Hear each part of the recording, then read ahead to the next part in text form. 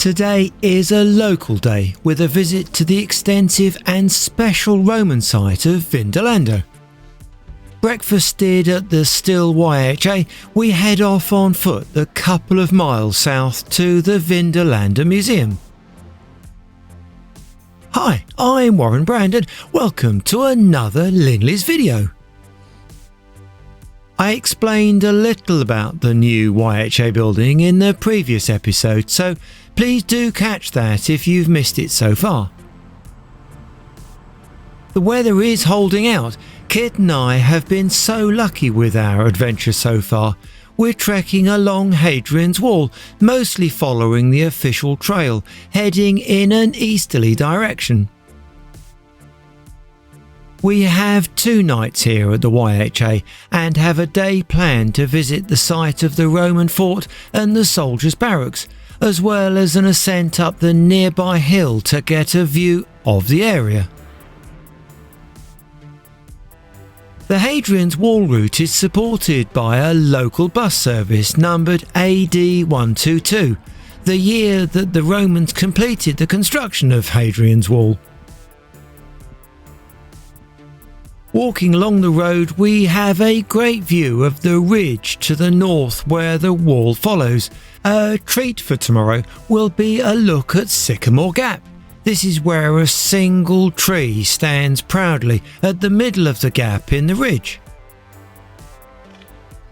The moderate charge to enter Vindolanda is well worth it.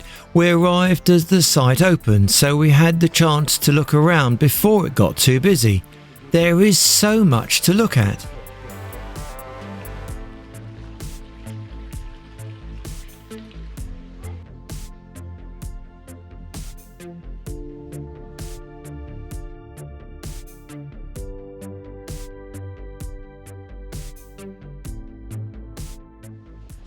Standing at least 5 meters high and dominated by turrets, towers and gateways at regular intervals, Vindolanda's fort walls were more than enough to deter trespassers.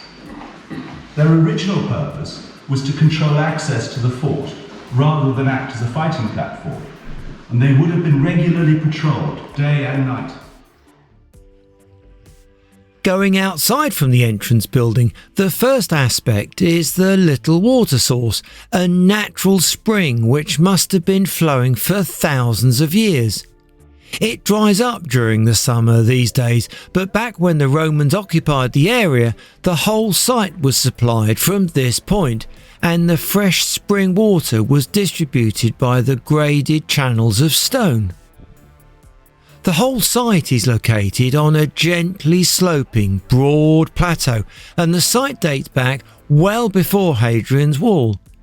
The early forts were made of wood and much smaller than the later stone layout which we see at the site today. The fort was developed to provide barracks for the Roman soldiers who were deployed and based in this part of England. Over several hundred years, the layout and size of the fort changed significantly. The archaeology is complex and must have been very difficult to work out. Some of the oldest remains are now buried 3 or 4 meters below the current ground level.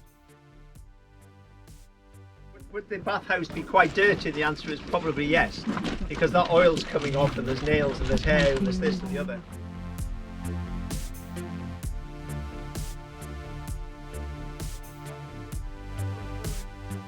What we see today is the remains of a large, regularly laid out set of buildings, a mix of large barracks, shops and public house, either side of what could be called a high street or main road. There were several smaller houses or dwelling places too, and a large grain storage building.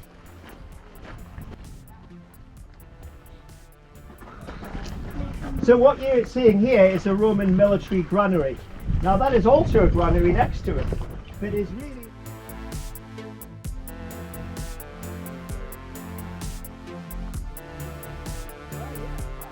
The last use of the water is to get the sewerage out. There's another one in the other corner over there. They're usually in the lowest point to take it away. So here you would have had maybe 10 to 12 men sitting in an oblong shape with toilet seats over that gap. A toilet seat is just like a wooden toilet seat today, not plastic of course. The guide took us to the latrine area of the fort and described in some grisly detail the toilet habits of the Romans.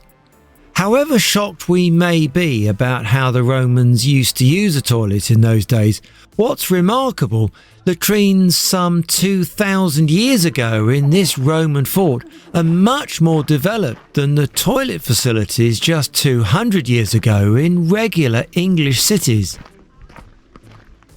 The whole site is bordered by the defence wall, which has lookout towers spaced out along each side. The guide was really informative, made the tour around the site very interesting, and with his sense of humour, a most enjoyable hour.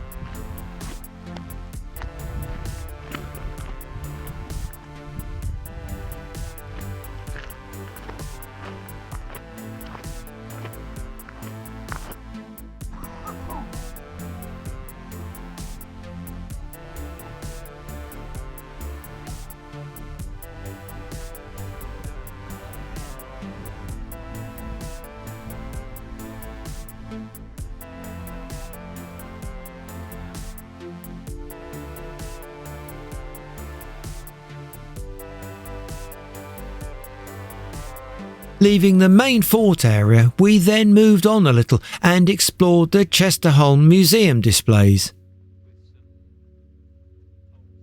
The exhibit here of how roof tiles were made is fascinating.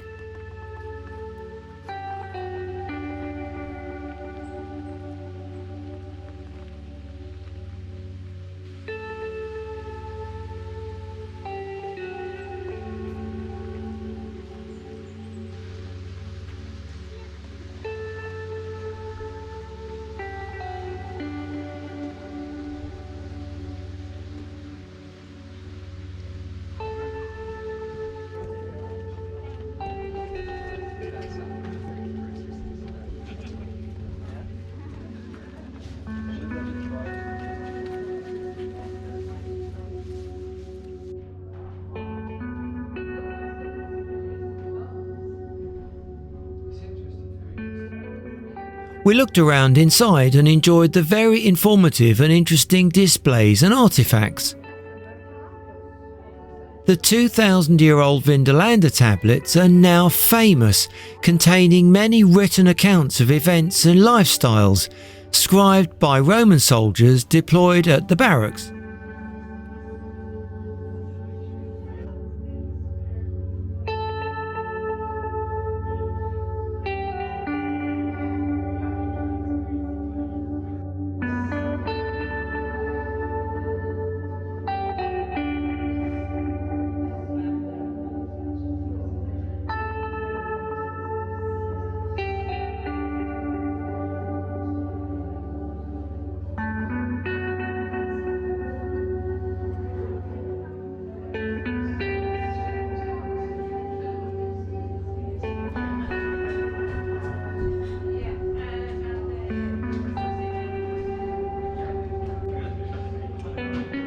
A coffee and a piece of cake gave us a chance to sit and relax for a short time before we took off again to explore a local hill to gain a view of the Roman fort looking down from a distance.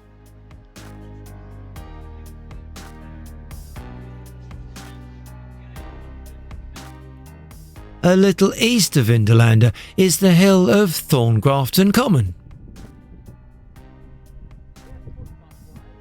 Finding our way up was easy via a short section of road and then up via the path to the higher ground. The view to the west gave a great perspective of the Roman fort and the gently sloping plateau on which it sits.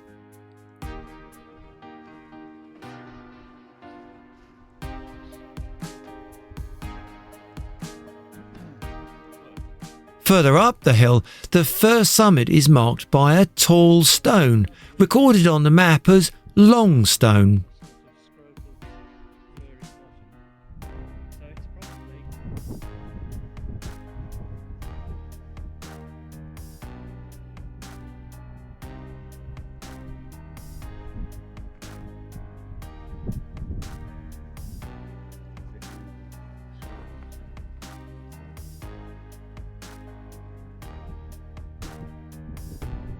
On a little further is the highest point at 279 metres with a trig point on top.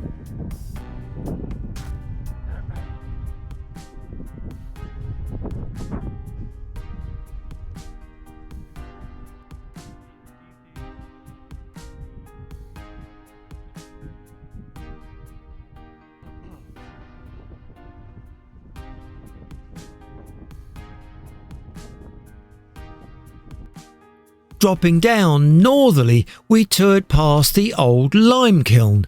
It's most odd seeing this limekiln stuck out in the open fields, but it's there with an information board to explain what it is.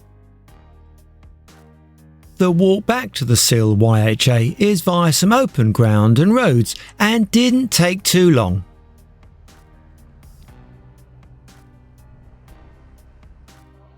We've had another good day. No Roman wall to explore, but lots of other Roman history about Vindolanda. A coffee in the Sill's Cafe next, and some time to review the map of today and plan ahead for tomorrow.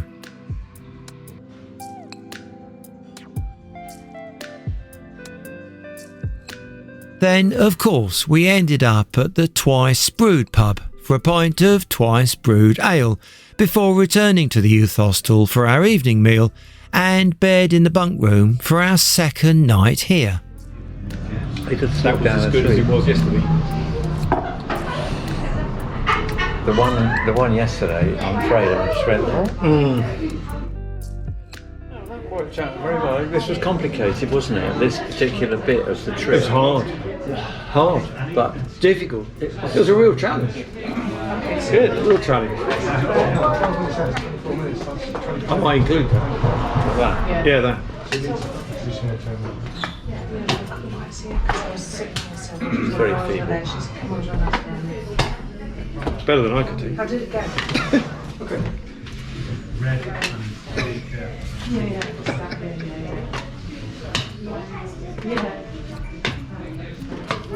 I quite like that. Let's do that again. Look, see? Cheers. That's not even being filmed, is it? It is. It is, Tomorrow's adventure in the next video will be back out along the wall, heading further east. Thanks for watching and bye for now.